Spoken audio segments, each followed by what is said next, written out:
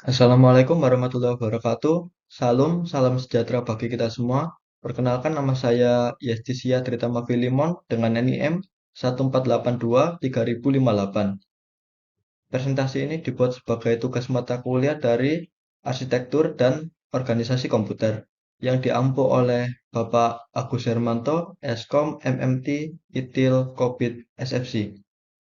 Di sini saya akan menjelaskan tentang CPU Structure and Function. Apa sih fungsi dari CPU itu? CPU adalah Central Processing Unit dalam sebuah program dalam sistem komputer untuk mengelola pemrosesan sistem komputer dan menjalankan antara komponen input dan output. Apa itu fungsi CPU?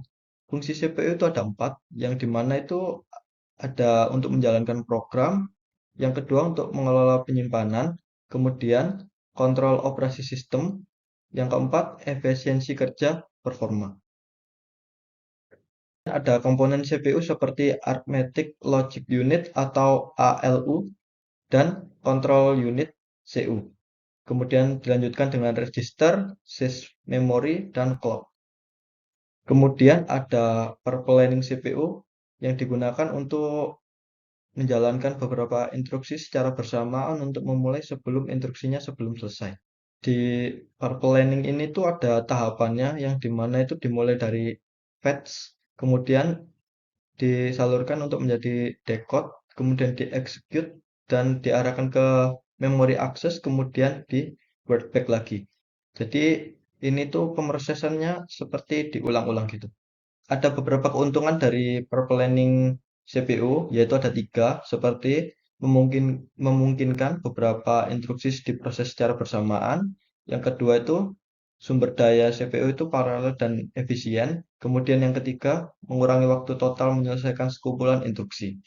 Multithreading, yang dimana itu adalah salah satu pemrosesan secara bersamaan untuk core yang dijalankan keseluruhan sistem.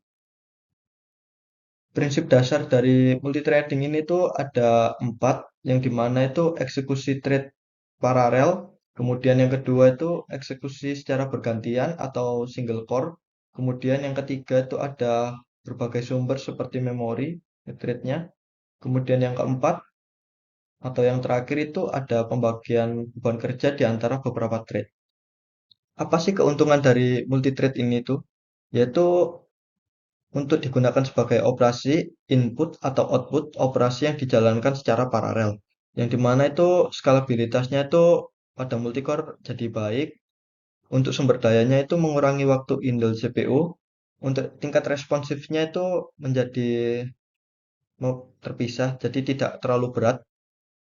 Kemudian ada 2 prosesor yang sekarang itu sering dipakai di berbagai sistem yang seperti di Intel x86 yang dipakai di Windows, Linux, dan macOS. Kemudian kalau ARM itu dipakai di operasi mobile seperti Android dan iOS. Jadi ini tuh tabel perbandingan dari Intel x86 dan ARM. Untuk instruksinya dari Intel itu kompleks dan banyak. Kalau ARM itu sederhana dan sedikit. Kemudian waktu eksekusinya itu kalau Intel itu berat dan lama. Sementara kalau ARM itu cepat dan hemat daya. Multicore yang dipakai di Intel itu besar, yang dimana itu ada 32 sampai 64 core. Kemudian kalau di mobile itu 8 sampai 12 core. Untuk desainnya itu kalau di Intel dia memakai CSC, kalau ARM itu pakai RISC. Kesimpulan untuk CPU Structure and Function, yang dimana untuk perkembangan teknologi CPU saat ini itu dari ALU, CU, dan sys memory telah menunjukkan bahwa peningkatan komputasi modern memiliki program untuk menjalankan semua instruksi dan membantu dalam desain perangkat.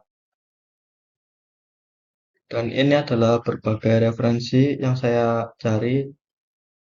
Saya akhiri presentasi ini. Mohon maaf jika ada salah kata. Saya pamit undur diri dan terima kasih.